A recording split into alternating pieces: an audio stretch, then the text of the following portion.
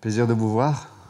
On dirait, vous savez, quand on faisait des camps avec des adolescents, on faisait des jeux avec des chaises et on a l'impression une musique va se mettre en place et qu'il va y avoir un jeu particulier. Donc, je ne vais pas vous dire de vous embrasser. C'est un baiser, comme dit l'apôtre Paul, on va attendre un peu. Mais en tout cas, on est ravis de se réunir ce matin et puis déjà d'avoir entendu ce que Dieu a à nous dire à travers la bouche de Pasteur Ambroise. Et on va continuer. Et ravi de voir Nanou aussi. C'est ta maman? Parce que je ne vois pas bien avec mon truc là. Ah, ok. Ravi de vous voir. Bienvenue. Et aujourd'hui, vous savez, c'est comme dans l'agenda divin, aujourd'hui c'est la Pentecôte. Donc c'est lorsque Dieu a envoyé le Saint-Esprit et du coup, l'Église est née ce jour-là. Et donc voilà, c'est juste un petit clin d'œil. On va parler de la Pentecôte aujourd'hui et du ministère du Saint-Esprit dans l'Église. Et pour ce faire, on va regarder ensemble parce que cette fête, évidemment, lorsque vous lisez Actes chapitre 2, c'est la mention donc de la venue du Saint-Esprit sur la terre. Et c'était une période de fête pour les Juifs. Il y avait 3 fêtes nationales en Israël où tous les hommes étaient obligés de se déplacer. Alors, ils ne venaient pas tout seuls, mais en tout cas, tous les hommes, les mâles, devaient se déplacer à Jérusalem et au temple. Et il y avait tout un cérémonial, etc., etc. Et la Pentecôte, c'était une des fêtes. C'était une fête agricole. On l'a appelée la Pentecôte parce que ça signifie 50e. C'est-à-dire c'est le 50e jour après la fête des prémices, qui est pour nous, on va dire, la résurrection. D'accord ? Et c'est comme ces 50 jours, et on sait que dans l'Écriture, le chiffre 5, ça parle de la grâce. C'est comme si Dieu préparait le cœur des hommes et femmes pour ce moment unique qui avait été prophétisé dans l'Ancien Testament, un moment unique dans l'histoire de l'humanité. C'est que Dieu allait venir habiter dans les croyants. Quelque chose d'extraordinaire. Donc, dans l'Ancien Testament, il y avait des prophéties qui ont été faites, qui n'ont été pas toutes accomplies au jour de la Pentecôte, parce qu'il y a des prophéties qui appartiennent aussi à Israël, et ça sera accompli pendant le millénium. Mais une partie des prophéties ont été accomplies aussi pendant la Pentecôte. Et si vous lisez, si vous étudiez la prédication de Pierre, donc c'est l'apôtre Pierre qui va se lever. Les disciples étaient on va lire l'Écriture ensemble, mais je vous donne le contexte. Il y avait 120 personnes à la chambre haute. C'était des grandes maisons au Moyen-Orient. Les grandes maisons où on pouvait accueillir 120 personnes. Donc les gens, tous les jours, ils se rassemblaient. Après que Jésus se soit révélé, ressuscité, les gens donc tous les jours, ils venaient prier. Et c'était devenu comme un rituel, on va dire, normal, quoi. C'était pas quelque chose d'exceptionnel. Ils se réunissaient, ils priaient, mais avec une espérance. Et puis, sans savoir, à un moment donné, Dieu va intervenir et ça va être le jour de la Pentecôte. Et ce jour est particulier, parce que Dieu ne fait pas les choses au hasard. Ce jour est particulier parce qu'à la Pentecôte, comme je viens de le dire, tous les Juifs, les hommes en tout cas, devaient se réunir à Jérusalem. Donc imaginez bien qu'à cette époque-là, le peuple juif était éparpillé dans tout l'Empire romain et au-delà même. Donc tous les hommes, toutes les familles se préparaient financièrement, se préparaient au niveau de leur travail, ils se préparaient à tous les niveaux pour ce moment de fête. Donc tout le monde voyageait des semaines avant, etc., etc. Et puis ils venaient à Jérusalem. Et c'est ce jour-là. Alors que toutes ces personnes, et beaucoup ne parlaient pas l'hébreu, beaucoup parlaient leur langue natale. Certains étaient nés peut-être en Galatie, donc ils parlaient le grec. Certains parlaient, en tout cas, ce qui se parlait, je pense que c'était le grec, la langue la plus répandue. Mais il y avait des langues locales, Comme nous en Europe, nous, on est un pays européen, la France, mais on parle français. En Italie, on parle italien, etc., etc. Donc chacun avec sa propre langue. Si je vais en Italie, si tu ne parles pas italien, même si tu es européen, tu ne comprends pas ce que la personne te dit. Donc ils viennent à Jérusalem, et là, boum, Dieu vient accomplir la prophétie, puis le Saint-Esprit descend, puis les gens se disent, mais attends, mais ils parlent des merveilles de Dieu dans notre langue. Or, c'est des Galiléens, donc on peut voir que les Galiléens n'étaient pas connus pour être des docteurs ou des spécialistes des langues. Mais chacun parlait des langues différentes. Donc tous ces gens-là qui parlaient le français, l'italien, enfin, ce n'était pas le cas, mais en tout cas, ils parlaient plein de langues, puis ils arrivent, ils entendent un grand bruit, ils viennent, qu'est-ce qui se passe? Et puis ils entendent parler des merveilles de Dieu dans leur langue. Donc je peux vous assurer que ça a attiré leur attention. Hein? Pour ceux qui ont déjà voyagé dans un pays étranger, si vous entendez quelqu'un parler votre langue, on dit « Ah, tu parles, t'es français !» Pourtant, les Français, quand on est en France, on ne les calcule pas. Hein. Mais si tu es à l'étranger, en plus tu ne parles pas la langue du pays où tu es, si tu entends quelqu'un parler ta langue, tu dis « Hey !» Vous voyez? Et donc là, ils sont percutés par ce qui se passe.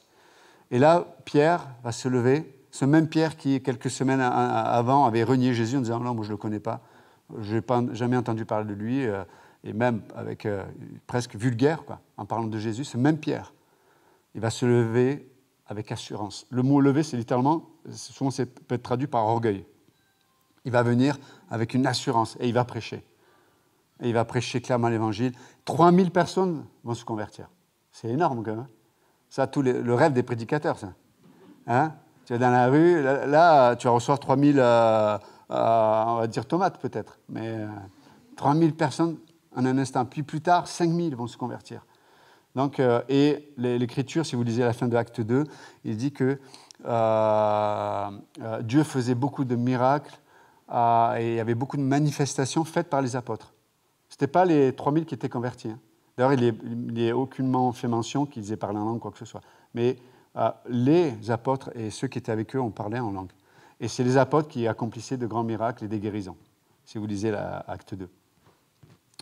Et donc, c'est la Pentecôte. C'est quelque chose de nouveau, quelque chose que Dieu s'ouvre, quelque chose que Dieu fait d'une façon particulière. Et comme, c'est pour ça que je reviens un peu au contexte de la Pentecôte, donc c'était une fête agricole, c'était la fête des semaines, la fête de la moisson, on va dire, et c'était 50 jours après la fête des prémices. Donc c'est comme s'il y avait une préparation, c'est pour ça que je parlais du chiffre 5 de la grâce. La grâce de Dieu, elle devient visible lorsque Dieu prépare le champ dans lequel elle va se manifester. La Pentecôte, 50e jour après les prémices. Et on sait que le prémisse a été Jésus-Christ. Il a été le prémisse. Et vous savez que le prémisse représente toute la récolte. C'est-à-dire que ce prémisse était parfait, ce prémisse était bon, ce prémisse a été accepté, ce prémisse avait un corps ressuscité. Et gloire à Dieu, c'est notre espérance, non? Nous allons avoir un corps de résurrection. Nanou, c'est vrai ou pas? Notre frère Jean-Louis est dans la présence de Dieu. Un jour, il va ressusciter avec un nouveau corps comme toi. Parce que l'époux de Nanou est rentré dans la présence de Dieu il y a quelques jours, il y a 2 semaines. Mais on se réjouit de savoir qu'il aura un nouveau corps, comme nous, on va avoir un nouveau corps. Parce que le prémisse a eu ce nouveau corps. Il a été ressuscité et il a été placé et assis à la droite du Père.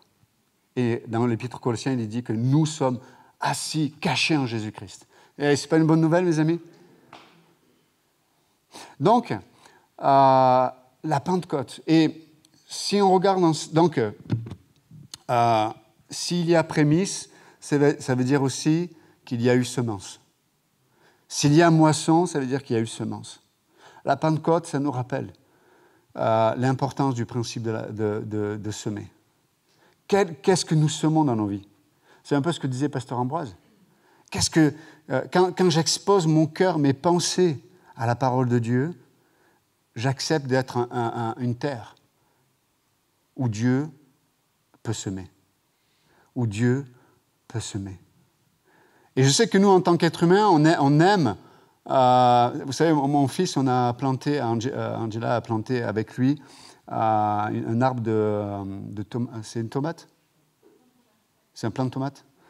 Et le lendemain, après qu'elle ait planté le plant de tomates, il est venu me dire, mais je ne comprends pas, elles sont où les tomates? On les a plantées, il n'y a pas de tomates, on m'a menti. Et nous, on est comme ça en tant qu'être humain. On aime je sème, mais je veux le fruit, je veux le résultat maintenant, mes amis. Non. Il y aura ce que vous semez, ce que vous laissez à Dieu semer dans vos vies. Peut-être le résultat se fera dans un mois, dans 2 mois, 6 mois, 10 ans, 20 ans, 30 ans. Peut-être la moisson se fera dans l'éternité. Imaginez-vous les chrétiens persécutés, ils acceptaient, ou le gars qui était crucifié à côté de Jésus. Jésus lui dit, à l'heure même, tu seras dans ma présence au ciel.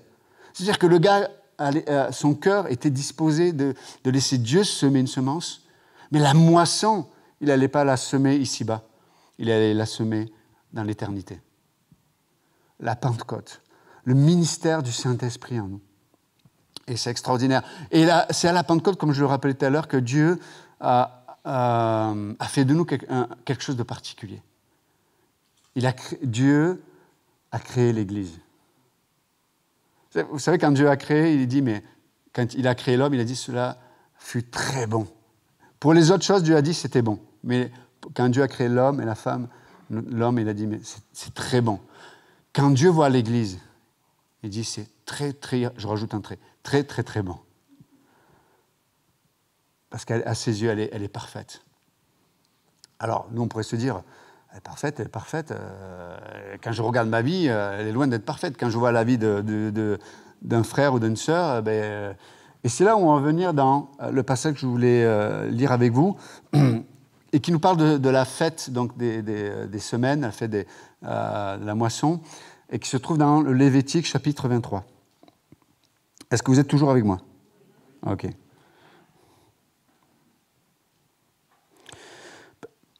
Comme dit l'Écriture, l'Ancien Testament, c'est l'ombre des choses à venir. C'est pour... vous savez, quand Jésus ou les apôtres expliquaient la doctrine de l'Église ou la foi de l'Église, ils n'avaient pas le Nouveau Testament, il n'existait pas. Ils prenaient l'Ancien Testament. Et tout dans l'Ancien Testament parle de Jésus. Tout dans l'Ancien Testament parle de l'œuvre de Dieu. Pour hier, aujourd'hui, pour demain.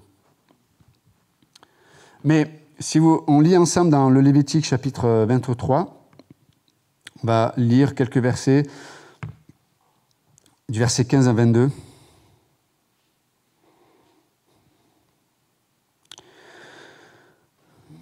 Je vais essayer de lire parce que je vois pas très bien avec la visière là. Mais je vais vous lire juste ces passages. Il est dit, mais depuis le lendemain du sabbat, du jour où vous apporterez la gerbe pour être agitée de côté et d'autre, vous compterez 7 semaines entières. Donc là, ça parle de vraiment, pour la fête des prémices, le sacrificateur qui représentait le peuple devait agiter une herbe, etc. Quand il dit qu'il agitait, ça veut dire qu'il allait dans toutes les directions. C'est-à-dire que le prémisse touchait toutes les réalités de la vie humaine. Toutes les parties, toutes les réalités. Il n'y avait pas un domaine qui n'avait pas été accepté de Dieu pour les hommes à travers le sacrifice des prémices. Donc c'est pour ça qu'on l'agitait dans tous les sens, etc. Et donc, à partir de ce moment-là, ça parle de la résurrection, il faut compter 7 semaines, donc 50 jours. Donc c'est-à-dire, le sabbat c'était le samedi, et donc là on tombait le dimanche, c'était le premier jour, le 50e jour, la Pentecôte. Est-ce que vous êtes toujours avec moi? Je vous explique tout ça parce que vous devez comprendre aussi ce que l'Écriture dit. Je l'ai dit, vous apporterez de vos demeures 2 pains pour qu'ils soient agités de côté et d'autre. Là aussi, vous voyez, comme ça va être agité d'un côté et de l'autre. Ils seront faits avec 2 dixièmes de fleur de farine et cuits avec du levain. Ce sont les prémices de l'Éternel. Outre ces pains, vous offrirez en holocauste à l'Éternel 7 agneaux d'1 an sans défaut, un jeune taureau et 2 béliers. Vous y joindrez l'offrande et la libation ordinaire, comme offrande consumée par le feu d'une agréable odeur à l'Éternel. Vous offrirez un bouc en sacrifice d'expiation et 2 agneaux d'1 an en sacrifice d'action de grâce. Le sacrificateur agitera ses victimes de côté et d'autre devant l'Éternel, avec le pain des prémices, avec les 2 agneaux. Ils seront consacrés à l'Éternel et appartiendront au sacrificateur. Donc, on va arrêter là. Mais il y a plusieurs principes dans ce qui est dit là qui concernent la vie chrétienne. Et la première chose, c'est que le peuple, donc ce n'était pas chaque famille qui devait apporter 2 pains, hein. C'était 2 pains qui représentaient tout le peuple et qui étaient donnés au sacrificateur. Et ces pains, à la différence de la fête des prémices, le pain devait être sans levain, ça parle de Jésus. Le vin dans la Bible, ça parle du péché en fait, ça parle du mal. Là, à l'occurrence, qu'est-ce qu'il est dit? On doit apporter 2 pains qui contiennent du levain. Pourquoi 2 pains? Parce que ces 2 pains étaient prophétiquement représentatifs de la composition de l'Église.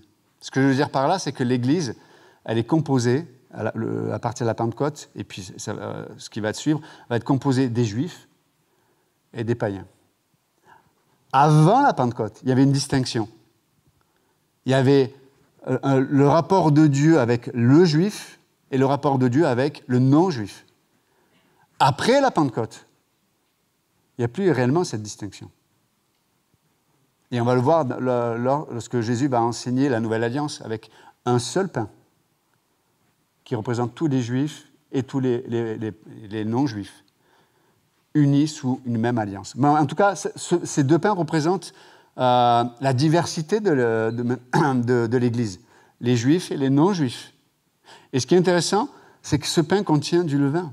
Sous-entendu que Dieu sait que le péché, on va dire le mal qu'il y a au péché, se trouve dans ces 2 pains. Ça fait partie de l'Église. C'est prévu par Dieu. Dieu savait que le levain allait se trouver dans l'Église. Mais ces pains devaient être consumés par le feu. Ils devaient être cuits.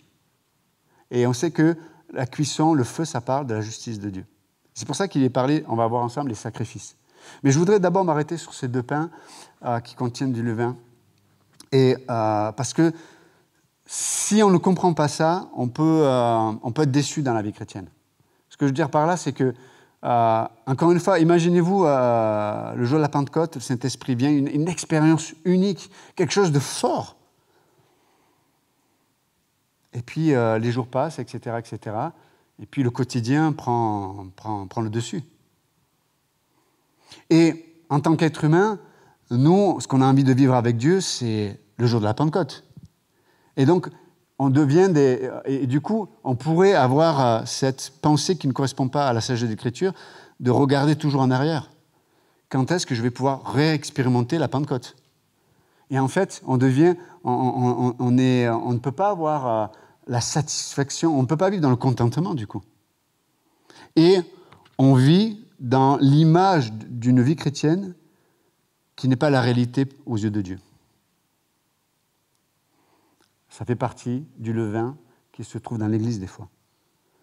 On vit dans une nostalgie des fois de ce que Dieu a pu opérer.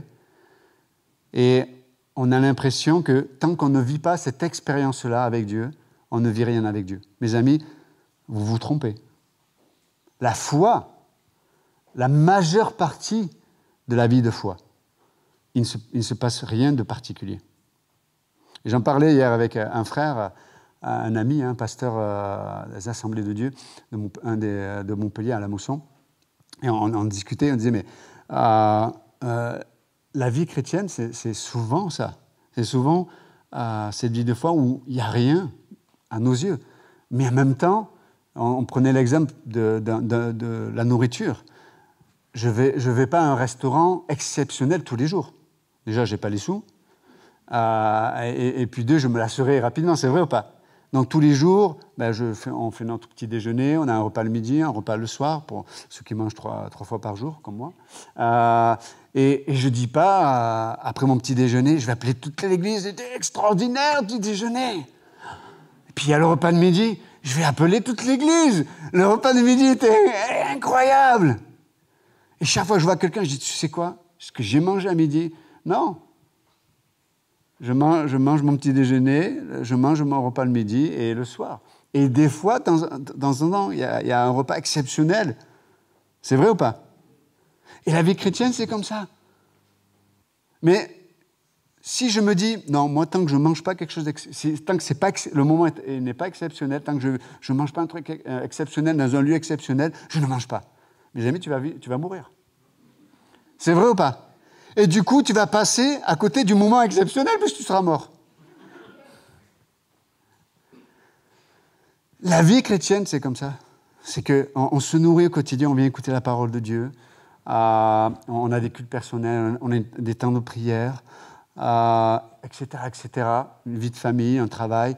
Et si tu cherches dans tout ça que l'exceptionnel, que l'empirisme, l'expérience, là, le truc ultime, là, tu te trompes, ce n'est pas biblique.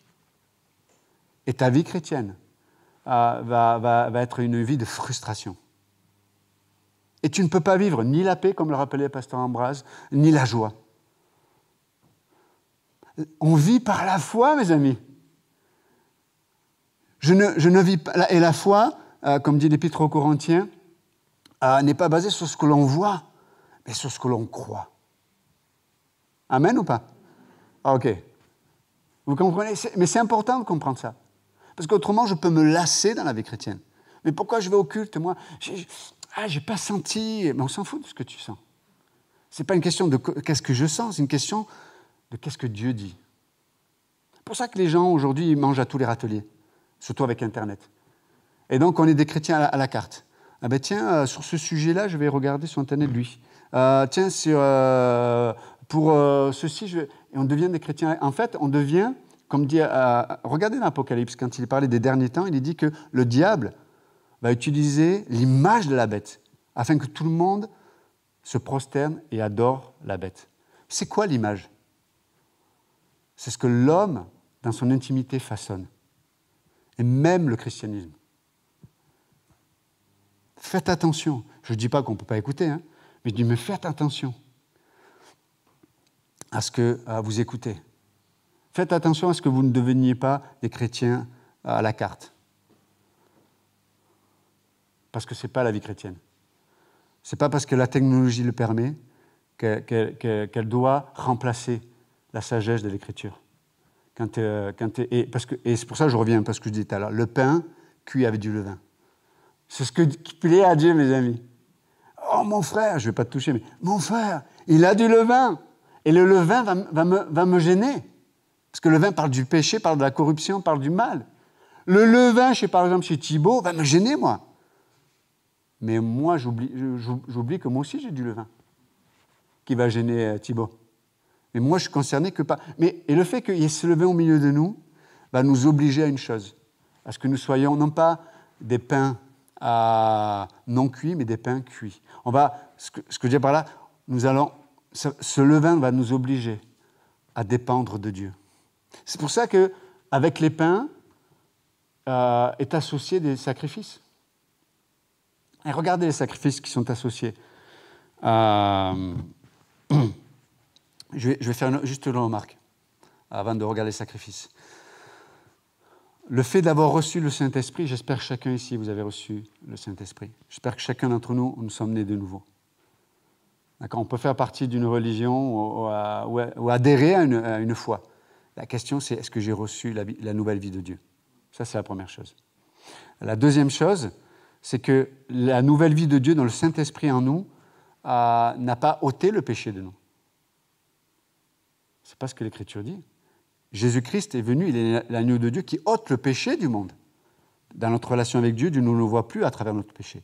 Mais ici-bas, le péché n'est pas ôté. Dans Galates 5, il est dit que marchez selon l'Esprit et vous n'accomplirez pas les désirs ou la volonté de la chair. Sous-entendu que Dieu est bien au courant qu'il y a du levain. Donc le Saint-Esprit n'ôte pas le péché dans nos vies. Ce n'est pas son but. Par contre, il nous affranchit de la loi du péché. Pas la même chose. Vous me suivez? Il n'ôte pas le péché. Si vous pensez que vraiment je serai spirituel, vraiment je serai dans une sanctification vraiment incroyable, presque, je ne suis pas loin de Jésus, hein, vraiment là, dans ma sanctification, là, quand je ne verrai plus de péché en moi, mes amis, mettez-vous le doigt dans l'œil. Ça n'existe pas, bibliquement parlant. Par contre, Dieu nous donne, lorsqu'on marche par l'Esprit, on n'est plus sous l'autorité de la loi du péché. Romains chapitre 8. Vous voyez la différence? Donc je peux voir le péché en moi, je peux voir le péché chez les autres, mais quelle loi je vais appliquer? Si je prends la loi de la moralité, l'épître 1 Corinthiens 15 nous dit que dans l'épître romain, il est dit que c'est la loi qui excite le péché. Par contre, si je marche par l'esprit, c'est la loi de l'esprit de vie qui me donne autorité sur la loi du péché. C'est pour ça que, bien que le péché, je peux l'avoir dans mes pensées, parce on est d'accord avec ça, non? Moi, des fois, je suis fatigué de mes pensées, quoi. Je dis, mais hey, tais-toi, arrête, débranche. Et le péché continue, il travaille. Vous savez, c'est comme à l'époque, quand l'alcool était... c'était la prohibition aux États-Unis, l'alcool était interdit. Et donc les policiers détruisaient les bouteilles, etc., etc. Sauf que les usines n'étaient pas aux États-Unis, elles étaient au Canada. Donc ils pouvaient détruire toutes les bouteilles qu'ils pouvaient, ils pouvaient arrêter toutes les personnes qui voulaient, mais tant qu'ils n'avaient pas détruit l'usine, il y avait toujours de l'alcool. Vous comprenez? Donc ce que je veux dire par là, c'est que nous, en Jésus-Christ, si on marche par l'Esprit, le fait de marcher par l'Esprit fait qu'on ne marche pas plus sous la loi, l'autorité de la loi du péché. Donc le péché peut être là, mais il n'a pas autorité sur moi. J'ai envie de juger, j'ai envie de faire ceci, j'ai envie d'assouvir mes convoitises. Non. J'ai marché par l'Esprit, et je le relie à « je sème ». Je sème. Qu'est-ce que je sème? Vous savez, des fois, la loi du péché a autorité sur nos vies parce qu'on sème des choses. Je vais le dire bêtement, mais des fois, si je regarde des films, il y a des scènes, vous les hommes, des scènes où il y a des femmes un peu sexy, etc., inconsciemment, ça peut travailler et ça peut amener à la convoitise, à la pornographie pour certains, et même à l'adultère pour d'autres, ou la fornication pour ceux qui ne sont pas mariés. Pourquoi? J'ai regardé des choses et ça a mis des semences. Et on ne comprend pas. On se dit, mais je ne comprends pas. Je suis chrétien, je suis enseigné. Mais... Oui, mais il y a un principe qui va demeurer tant que tu vis ici-bas. C'est que nous sommes le résultat des semences. Enfin, nous allons récolter. Nous sommes le résultat de ce que nous moissonnons au quotidien. Et la moisson est le résultat d'une semence. Qu'est-ce que je vais semer? Si je suis constamment négatif, je sème de la négativité. Ne soyez pas étonnés que vous soyez dépressif. Vous récoltez ça. Vous récoltez ça. Si vous semez tout le temps de la crainte, ne soyez pas étonnés que l'anxiété et la colère va demeurer. Parce que c'est ce que produit la crainte. Vous comprenez? Or, nous avons reçu le Saint-Esprit, nous pouvons marcher selon l'Esprit. Et vous n'accomplirez pas les désirs de la chair. Mes amis, nous sommes un terreau, nous sommes un terrain, nous sommes une terre. Mais qui sème dans ma terre? Est-ce que c'est ce monde? Est-ce que c'est mes propres pensées? Ou est-ce que j'accepte de me placer à l'endroit où Dieu peut semer? Dieu peut semer. Dieu peut semer. En acceptant que des fois, je moissonnerai plus tard. Peut-être que je moissonnerai au ciel, vous comprenez? Mais c'est ça la Pentecôte. La venue du Saint-Esprit. Nous sommes devenus une, nous sommes un. Ça parle de l'Église, nous sommes un, unis, mais dans ce pain qui est... Vous savez, il y a deux pains, mais ça parle d'un seul pain. Dans cette unité, il y a une nécessité. Que le pain soit toujours cuit, toujours passé par la justice de Dieu. Et je reviens, pour finir, sur les sacrifices qui accompagnent ces deux pains. Vous avez un peu de capacité encore? Ok. Parce qu'on l'a déjà pas mal entendu, mais juste les trois sacrifices qui accompagnent cette oblation, cette offrande de pain. Le premier, c'est l'Holocauste. Et vous savez, l'Holocauste, ça parle Christ qui a accompli le standard de Dieu. Et ça sous-entend quoi? C'est pour ça que dans les holocaustes, personne ne mangeait une partie de l'holocauste. Tout était consumé, tout était brûlé pour Dieu. C'était comme si c'est un business entre le Père et le Fils. Ça ne me regarde pas. C'est entre le Fils et le Père. Et le résultat, par contre, me concerne. C'est-à-dire que quand Christ a atteint le standard, je n'ai pas besoin, moi, de travailler pour me justifier devant Dieu. Vous êtes avec moi? Or, pourtant, le monde entier fait que ça.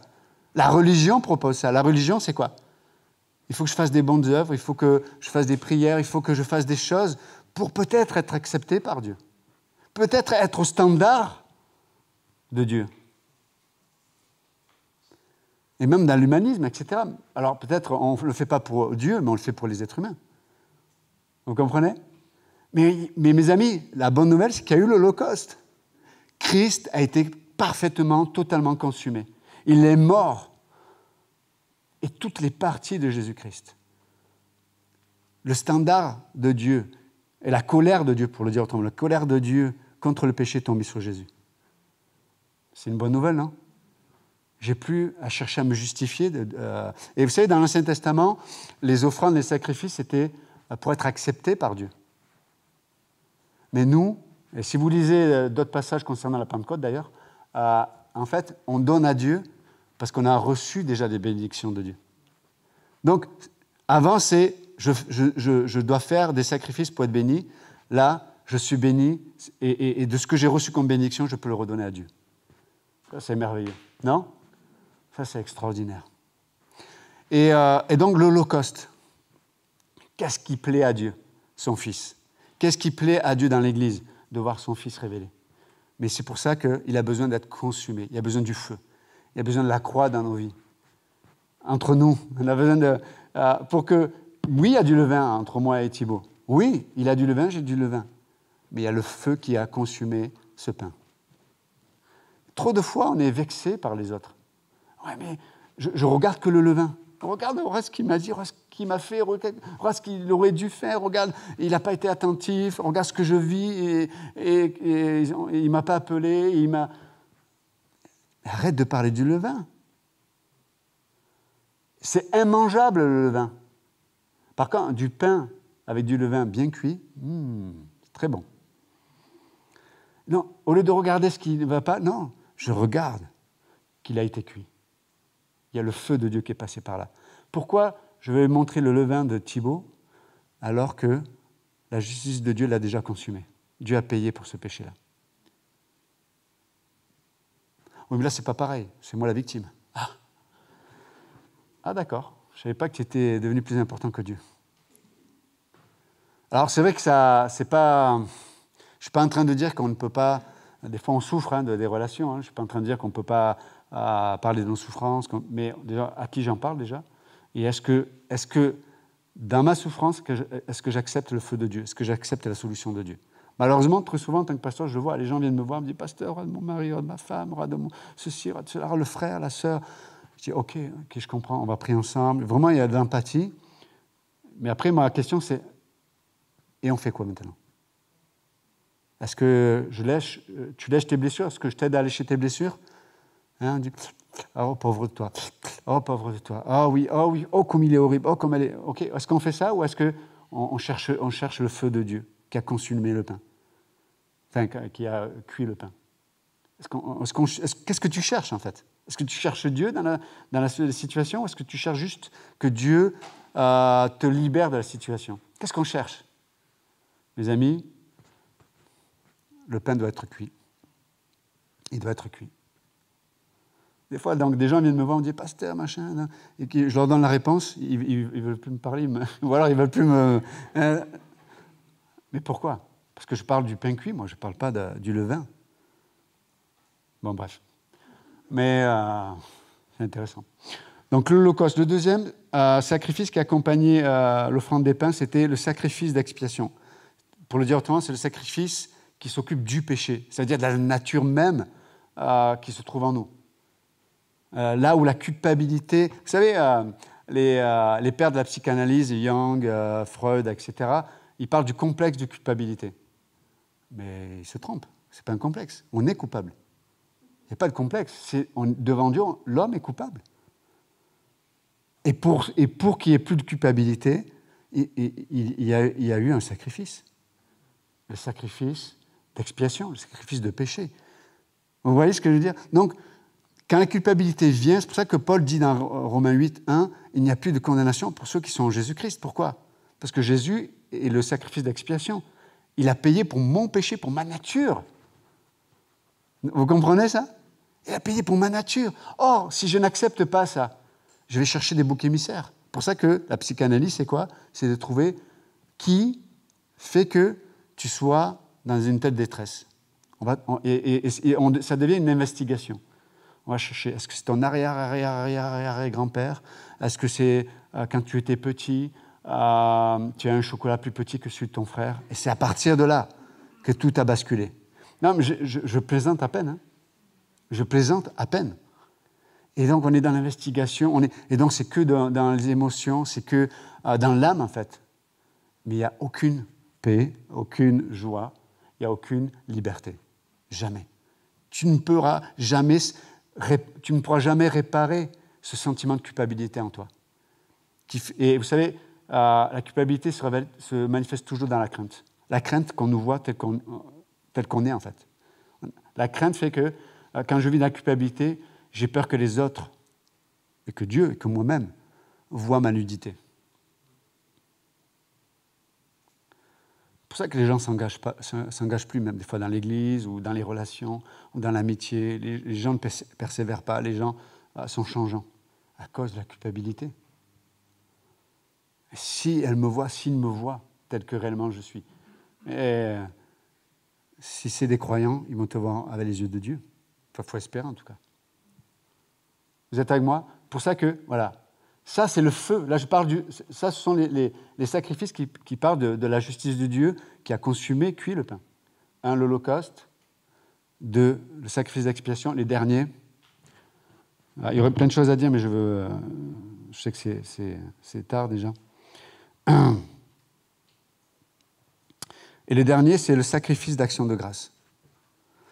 C'est-à-dire, là, c'est l'offrande de paix. Le sacrifice d'action de grâce, c'est l'offrande de paix. C'est un sacrifice qui parle d'une alliance, de communion, pour le dire autrement, ou d'union et de communion. Ce qui fait que le pain peut être cuit malgré le levain. C'est qu'on a cette union, cette communion avec Dieu. Et parce qu'on a cette union, cette communion avec Dieu, on va rechercher la communion avec les autres. Vous êtes avec moi? Et dans cette communion avec Dieu, ça va me donner la capacité de voir, de manifester la justice de Dieu, le feu de Dieu, pour que ce pain soit toujours cuit, dans la communion. Dans la communion. Donc, en fait, le levain de l'autre est un moyen pour moi d'être un pain de mieux en mieux cuit. C'est une bonne nouvelle ce matin. Je sais que c'est bientôt midi, là, je parle de pain cuit, etc. Je vois, il y en a qui, même malgré vos masques, je vois la bave de chez certains. Alors peut-être certains sont endormis, ou certains ont faim, je ne sais pas. Mais voilà, ça me parle du sacrifice de paix, cette offrande de paix. Nous sommes des faiseurs de... Nous avons l'autorité de manifester la paix. C'est ça la communion. Il n'y a pas de communion, il n'y a pas d'union s'il n'y a pas de paix. Vous êtes avec moi? La paix. Est-ce que j'accepte la paix que Dieu a fait avec moi? Combien de chrétiens aujourd'hui ne peuvent pas prier, parce qu'ils sont tellement... on est comme un disque rayé dans notre conscience, dans notre pensée. On se voit toujours à travers notre péché, toujours à travers les domaines où on n'est pas à la hauteur, à travers tous les domaines qui nous font mal. Non, Dieu a fait la paix avec moi. Dieu a fait la paix avec toi. Et vous savez pourquoi Dieu a fait la paix? Non pas pour me laisser en paix, mais au contraire, la paix que Dieu a fait avec toi et moi, c'est pour la communion. La communion. Qu'est-ce que Dieu aime? Un enfant, une fille, un fils qui communie avec lui. Il dit merci, merci. C'est pour ça que c'est un sacrifice d'action de grâce. Parce que là où il y a la paix, il y a l'action de grâce. Merci Seigneur, merci pour ce que tu as fait, merci pour ce nouveau jour que tu as créé. Quand on prie tous les soirs avant de se coucher avec mon fils et ma femme, on dit merci d'abord, avant de dire quoi que ce soit, merci d'abord, parce que tu as fait ce jour. Et Seigneur, tu as créé ce jour et tu as donné tellement d'opportunités pour que nous puissions t'adorer dans ce jour. Action de grâce, merci Seigneur, merci. La paix amène la reconnaissance. Bien sûr qu'il y a des moments où on vit des difficultés, et on ne va pas dire merci Seigneur pour... je me suis planté un clou dans le pied, merci. Non, je ne parle pas de bon sens, mais c'est merci pour les réalités éternelles. C'est dans ce sens-là, vous comprenez? Et peut-être que ce coup dans le pied fait que je n'ai pas pris ma voiture, peut-être que je ne me suis pas tué en voiture. Je ne sais pas, moi. Vous comprenez? J'en sais rien, mais en tout cas, je suis dans l'action de grâce. Et dans cette action de grâce, ça me permet d'amener la paix avec les autres, cette union. Et vous savez, quand le peuple de Dieu, je vais finir avec ça, quand le peuple de Dieu manifeste ce sacrifice de paix, là où il y a l'unité, il y a une puissance, lisez le psaume 133, il y a une puissance dans l'onction de Dieu. Ça plaît à Dieu. Quand ce que Dieu a fait entre lui le Père et lui et moi, et que je le manifeste aux autres, là, on est dans ce qui est vertueux aux yeux de Dieu. Parce que la vie de Dieu, il n'y a rien qui l'arrête, du coup. Et ça coule. Et là où il y a l'unité, il y a une puissance extraordinaire qui se passe. Et je reviens à la Pentecôte. Pierre se lève, mais Pierre ne représente pas que Pierre. Pierre représente tous les 120 qui étaient avec lui. Il y a une unité. Ils ne se sont pas dit « Pourquoi Pierre, c'est toi qui te lèves? Attends, j'ai envie de... » Non. C'était évident, quoi. Il y avait une unité. Et là, 3000 personnes se sont converties. Vous savez, des fois, je finis avec ça, mais je l'ai déjà dit 3 fois. Des fois, en tant qu'être humain, on a tellement tendance à remplacer la vie de Dieu par les programmes, même dans l'Église. C'est-à-dire que des fois, on est là à chercher le meilleur programme, la meilleure façon de faire grandir l'Église, la meilleure façon de... Je ne suis pas contre, attention, hein, mais ça ne remplacera jamais. Ça ne remplacera jamais l'œuvre de l'Esprit, qui va s'opérer que dans l'unité. Que dans l'unité. On ne pourra jamais... Et au mieux, quand il n'y a que des programmes où ça fait grandir les églises, en fait, il y a des gens qui adhèrent. Ce sont on appelle ça des quoi? Des membres, des adeptes ou des membres. Mais ce ne sont pas des gens qui ont reçu et qui ont goûté à la vie de l'Esprit. Ce n'est pas la même chose. Et vous savez quoi? Ça ne passera pas le test du temps. Jamais. Donc, jour de Pentecôte, que Dieu vous bénisse. Et juste repensons à ce que Dieu nous a dit ce matin. Et laissons Dieu agir. Et du coup, ça ne peut que nous responsabiliser. Parce que l'unité, elle ne se fait pas virtuellement. Elle se fait à travers nos vies. Elle se fait à travers les dons de l'Esprit qu'on a reçus. Elle se fait à travers ma marche privée intime avec Dieu, de marcher selon l'Esprit, non pas selon la chair. Et tout ça. Et c'est là, lorsque tout ça est mélangé, que le pain est cuit malgré le levain, et ça plaît à Dieu. Et c'est pour ça que le sacrificateur, je finis, il fait quoi? Il agite partout pour dire, voilà, l'action de Dieu et la représentation de ce pain, il n'y a pas un seul domaine où ce pain n'a pas l'approbation de Dieu. Que Dieu vous bénisse.